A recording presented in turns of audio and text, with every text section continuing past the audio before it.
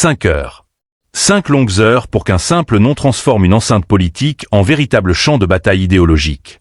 5 heures pendant lesquelles des sénateurs paraguayens auraient débattu non pas d'économie, de sécurité ou de réforme constitutionnelle, mais d'un joueur de football français, Kylian Mbappé. Imaginez la scène. Dans un hémicycle habituellement réservé aux décisions les plus importantes du pays, les discussions deviennent électriques. Les prises de parole s'enchaînent, les positions se durcissent et chaque formulation est examinée avec une extrême prudence. Au centre de cette tempête, un affrontement inattendu entre le prestige mondial d'un champion et les propos controversés attribués à une personnalité politique paraguayenne. Ce qui aurait pu rester une polémique de quelques heures sur les réseaux sociaux aurait alors pris une dimension institutionnelle. D'après les informations rapportées autour de cette affaire, le Sénat paraguayen aurait décidé d'adopter une motion condamnant officiellement les propos visant Kylian Mbappé et réaffirmant qu'il ne représentait ni la position de l'institution ni celle de l'ensemble du peuple paraguayen. Mais derrière ce vote se cache une question beaucoup plus profonde. Comment un footballeur peut-il se retrouver, sans même intervenir personnellement, au cœur d'une crise politique à plus de 10 000 km de Paris? Comment le nom de Kylian Mbappé a-t-il pu obliger une institution nationale à débattre pendant plusieurs heures de racisme, de discrimination, de liberté d'expression et d'image diplomatique? Restez bien jusqu'à la fin, car nous allons comprendre pourquoi cette affaire dépasse largement Mbappé, le Paraguay et même le football. Elle révèle surtout une nouvelle réalité. Aujourd'hui, certains joueurs ne sont plus seulement des sportifs. Ils sont devenus des symboles internationaux capables de faire réagir des gouvernements, des parlements et des millions de personnes à travers le monde. Mais avant de poursuivre, pensez à vous abonner à InfoFoot et à activer la cloche. Ici, nous ne nous contentons pas de vous raconter les scores. Nous analysons les histoires, les tensions et les enjeux cachés derrière les plus grands événements du football. Votre abonnement nous aide à continuer de proposer des vidéos approfondies, loin des résumés superficiels que l'on retrouve partout. Pour comprendre l'ampleur de cette affaire, il faut d'abord rappeler une chose essentielle. Le football n'est plus seulement un jeu. Il est devenu un langage politique, économique et culturel, compris sur toute la planète. Quand Kylian Mbappé entre sur un terrain, il ne représente pas uniquement son club ou l'équipe de France. Qu'il le veuille ou non, il représente également une génération, un parcours social, une certaine image de la France et une idée de la diversité contemporaine. Son visage est connu en Europe, en Afrique, en Asie et en Amérique du Sud. Ses déclarations sont reprises dans des dizaines de langues. Ces matchs sont suivis par des centaines de millions de personnes.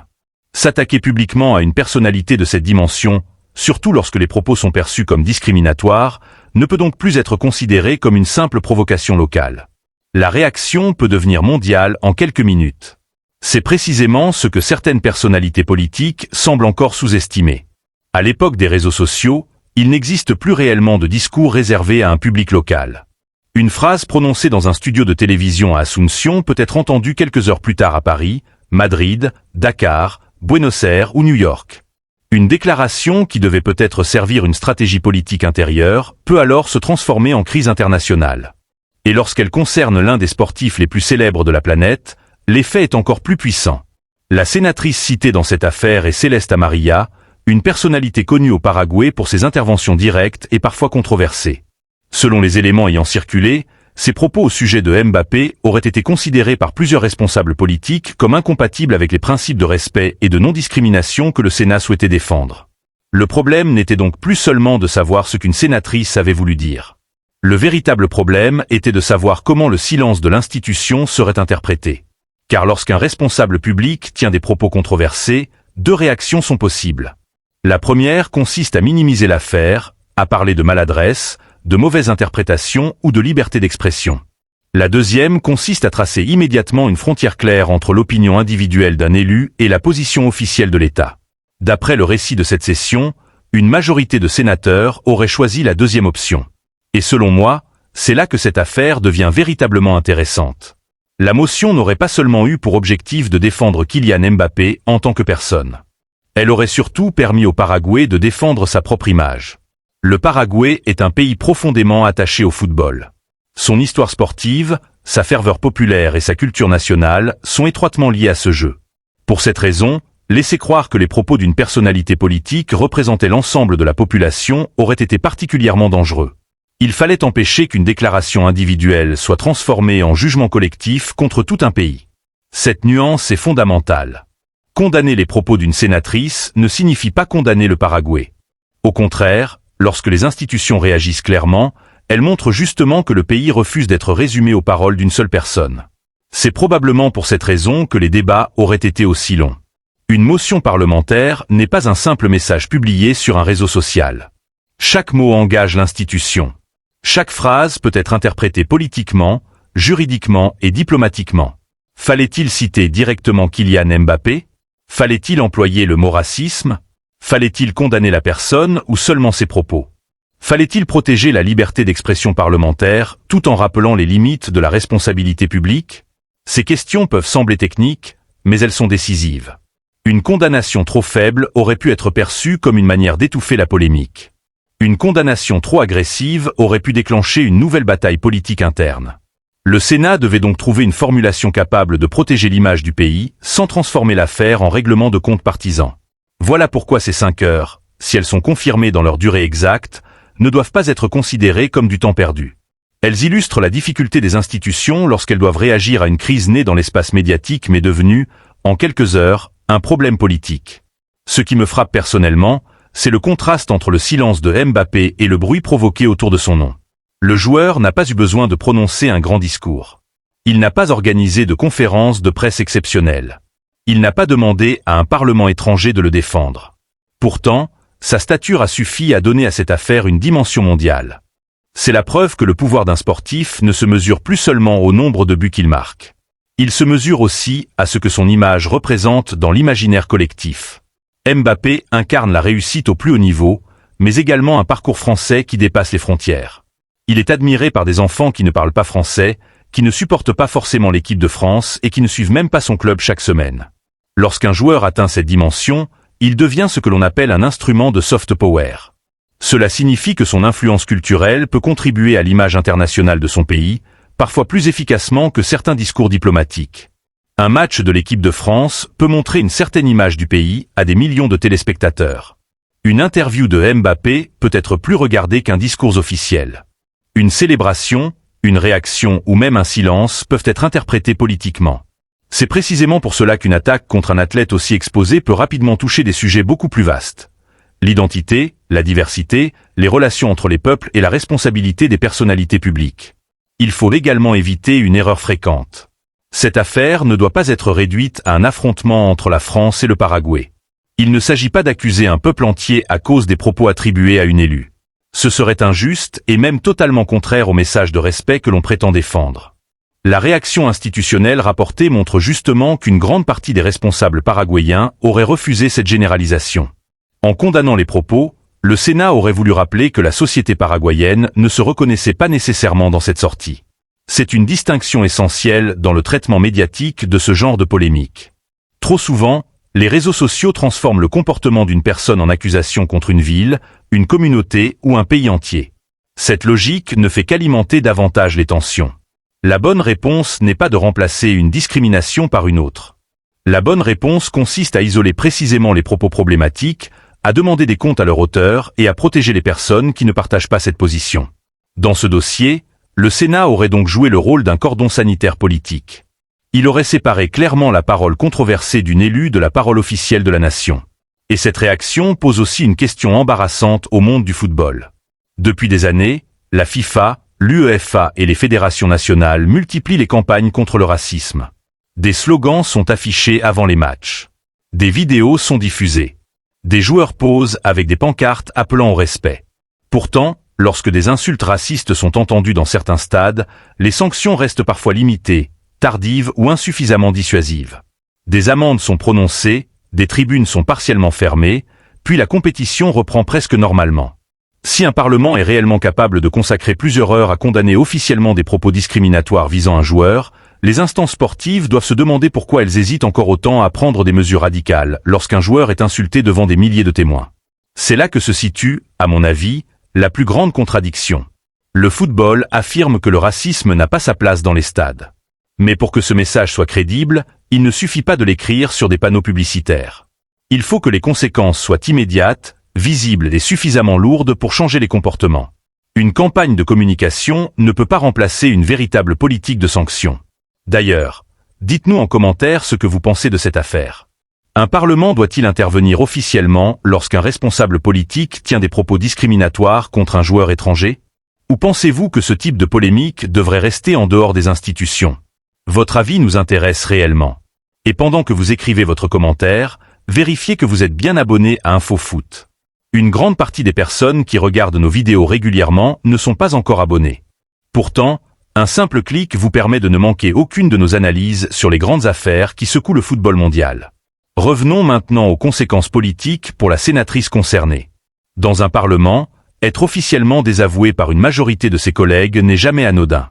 Même lorsqu'une motion n'entraîne pas automatiquement une exclusion ou une sanction judiciaire, elle crée une trace politique durable. À chaque future prise de parole, cette affaire pourra être rappelée. À chaque débat sur les droits humains, la discrimination ou l'image du pays, ses adversaires pourront utiliser cette condamnation pour mettre en doute sa crédibilité. C'est le risque des stratégies politiques fondées sur la provocation permanente. Elles peuvent offrir une grande visibilité à court terme, mais cette visibilité est difficile à contrôler. Une personnalité peut prononcer une phrase pour attirer l'attention de son électorat. Mais une fois la phrase sortie de son contexte local et diffusée à l'échelle internationale, elle ne lui appartient plus. Elle est traduite, découpée, commentée et interprétée par des millions de personnes. La provocation devient alors un piège pour son propre auteur. En visant une personnalité aussi connue que Mbappé, la sénatrice a peut-être cherché, consciemment ou non, à profiter de son immense visibilité. Mais la stratégie aurait produit l'effet inverse. Au lieu d'affaiblir le joueur, elle aurait renforcé le soutien autour de lui et isolé politiquement l'auteur des propos. C'est souvent ce qui se passe lorsqu'une attaque apparaît profondément injuste. Les divergences habituelles disparaissent momentanément et une forme d'union se crée autour de la personne visée. Des supporters qui critiquent parfois Mbappé pour ses performances sportives peuvent parfaitement le défendre lorsqu'il est attaqué sur son identité ou son origine. On peut débattre de son niveau de jeu, de ses décisions de carrière, de son attitude sur le terrain ou de son rôle tactique. Cela fait partie du football. Mais lorsque la critique quitte le domaine sportif pour entrer dans celui de la discrimination, les règles changent complètement. Cette frontière doit être protégée. Critiquer un joueur parce qu'il a raté un match est légitime. Dire qu'il a été mauvais, qu'il aurait dû faire une passe ou qu'il n'a pas suffisamment défendu relève du débat sportif. En revanche, attaquer une personne sur ce qu'elle est plutôt que sur ce qu'elle fait ne relève plus de l'analyse. C'est une manière de lui retirer sa dignité et de l'exclure symboliquement d'un espace auquel elle appartient pourtant pleinement. C'est aussi pour cette raison que les personnalités politiques ont une responsabilité supérieure à celle d'un citoyen anonyme. Leurs paroles bénéficient d'une audience, d'une autorité et d'une légitimité institutionnelle particulière. La liberté d'expression protège le droit de s'exprimer, mais elle n'empêche pas les autres institutions de répondre, de critiquer ou de condamner politiquement les propos tenus. Une motion de condamnation n'efface pas une phrase.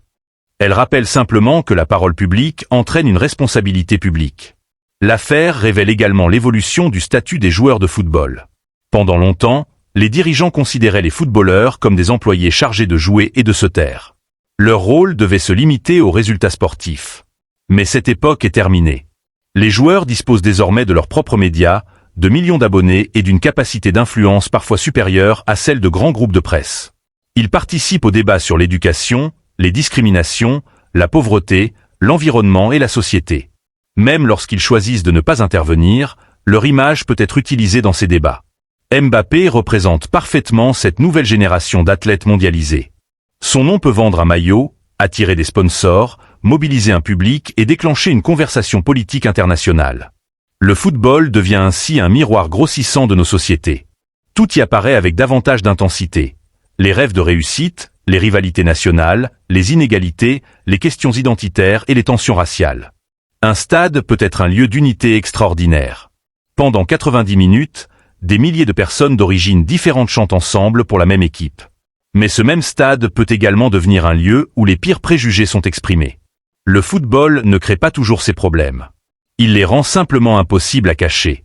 Dans cette affaire paraguayenne, le ballon rond aurait forcé une institution à regarder directement un sujet que certains responsables auraient peut-être préféré éviter. Le nom de Mbappé aurait servi de déclencheur, mais le véritable débat concernait la société tout entière. Quelles limites voulons-nous imposer à la parole publique? Quelle image un pays souhaite-t-il renvoyer au monde?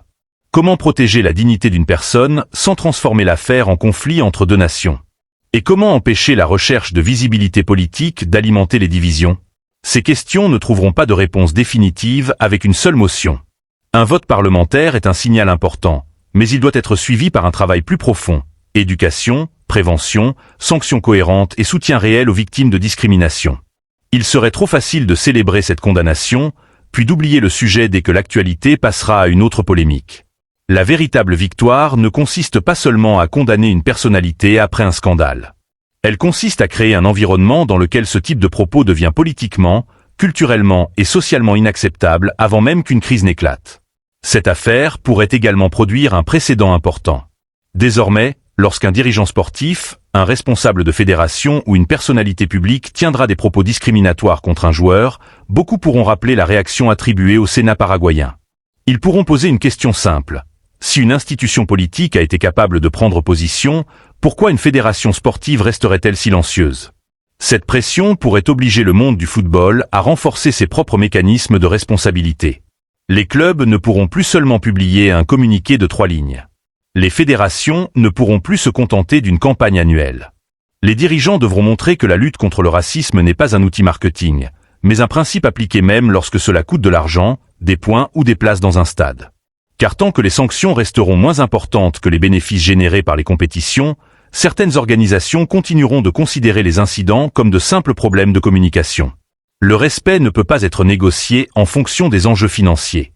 Ce que cette histoire nous apprend également, c'est qu'un joueur n'a plus besoin de porter un brassard politique ou de prononcer un discours pour devenir un acteur géopolitique. La simple existence médiatique de Mbappé suffit à provoquer des réactions institutionnelles. Son image agit comme une puissance indépendante. Elle voyage plus vite que les communiqués diplomatiques et touche un public plus large que la plupart des responsables politiques. C'est impressionnant, mais c'est également dangereux pour les joueurs eux-mêmes. Plus leur influence grandit, plus leurs gestes et leurs paroles sont interprétés. Chaque sourire devient un message. Chaque silence devient une prise de position supposée. Chaque absence de réaction est analysée comme une stratégie. Nous devons donc aussi accepter que les joueurs restent des êtres humains. Ils ne peuvent pas être obligés de répondre personnellement à toutes les crises déclenchées autour de leur nom. Mbappé n'a pas à devenir le porte-parole permanent de toutes les victimes de discrimination simplement parce qu'il est célèbre. La responsabilité première appartient à l'auteur des propos et aux institutions chargées de réagir. Le joueur peut choisir de parler ou de garder le silence. Dans les deux cas, sa dignité doit être respectée. À mes yeux, c'est probablement le point le plus important de toute cette affaire. La lutte contre le racisme ne doit pas dépendre de la réaction de la personne visée. Une institution ne doit pas attendre qu'un joueur publie un message bouleversant pour considérer la situation comme sérieuse. Le respect des principes doit être automatique. Si les informations rapportées sur cette session sont exactes, le Sénat paraguayen aurait justement choisi de ne pas attendre. Il aurait voulu empêcher que son silence soit interprété comme une approbation. Ce geste ne réparera pas tout. Il n'effacera pas les propos. Il ne supprimera pas les discriminations du football ou de la politique. Mais il fixe une limite. Il rappelle qu'aucune immunité politique, aucune recherche de buzz et aucune stratégie électorale ne devrait permettre de transformer la dignité humaine en instrument de communication. Au fond, cette histoire ne raconte pas seulement comment Kylian Mbappé aurait fait débattre un parlement pendant 5 heures. Elle raconte comment le football est devenu un espace dans lequel les sociétés définissent leurs valeurs. Sur le terrain, les règles sont claires. Une faute est sifflée, un carton est distribué et le jeu reprend. Dans la société, les règles sont plus complexes. Mais elles doivent poursuivre le même objectif, empêcher que la violence, même verbale, devienne normale. Le vote attribué au Sénat paraguayen serait donc moins une victoire personnelle de Mbappé qu'une tentative de protéger une valeur universelle. C'est également une leçon pour tous ceux qui utilisent le football comme terrain de provocation. Le sport peut offrir une immense visibilité, mais cette visibilité peut se retourner brutalement contre celui qui franchit certaines limites. La sénatrice pensait peut-être parler à son électorat. Elle se serait finalement retrouvée face au monde entier. Elle pensait peut-être déclencher une polémique locale. Elle aurait provoqué un débat national sur l'image du Paraguay. Elle pensait peut-être viser un joueur. Elle aurait obligé une institution à définir publiquement ce qu'elle accepte et ce qu'elle refuse. Voilà pourquoi cette affaire marque les esprits. Elle montre qu'à l'époque de l'hyperconnexion, une parole publique ne disparaît plus après avoir été prononcée. Elle traverse les frontières, les langues et les continents. Elle peut provoquer une réaction diplomatique, endommager une réputation et revenir frapper son auteur plusieurs années plus tard. Elle montre aussi que le football possède une puissance narrative exceptionnelle. Un seul joueur peut devenir le point de départ d'un débat sur la démocratie, la responsabilité, la diversité et les droits humains. Kylian Mbappé n'aura peut-être marqué aucun but dans cette histoire. Pourtant, son nom aurait obligé une institution souveraine à se positionner. Et c'est peut-être cela, le symbole le plus puissant.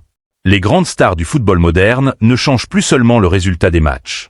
Elles influencent la manière dont les sociétés parlent d'elles-mêmes. Elles révèlent les contradictions de nos institutions et forcent parfois les responsables politiques à sortir de leur silence. La question n'est donc plus de savoir si le football doit rester en dehors de la politique. Cette séparation n'existe pratiquement plus. La véritable question est de savoir comment utiliser l'immense influence du football pour rapprocher les peuples au lieu de les diviser. Cette affaire nous rappelle que les mots peuvent blesser bien au-delà d'un individu. Mais elle montre également qu'une réaction collective claire peut empêcher une dérive personnelle de devenir l'image de tout un pays. Le Paraguay ne doit pas être résumé aux propos controversés d'une sénatrice. Kylian Mbappé ne doit pas être réduit aux attaques dont il fait l'objet. Et le football ne doit pas être abandonné à ceux qui cherchent à transformer les différences en instruments de confrontation.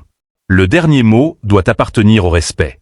Vous connaissez maintenant les enjeux cachés derrière cette session qui aurait mobilisé le Sénat paraguayen pendant plusieurs heures. Mais à votre avis, cette condamnation institutionnelle est-elle suffisante, ou faut-il aller plus loin lorsque des responsables publics tiennent des propos discriminatoires? Partagez votre opinion dans les commentaires en restant respectueux des autres. Abonnez-vous à InfoFoot, activez la cloche et laissez un maximum de likes pour soutenir notre travail.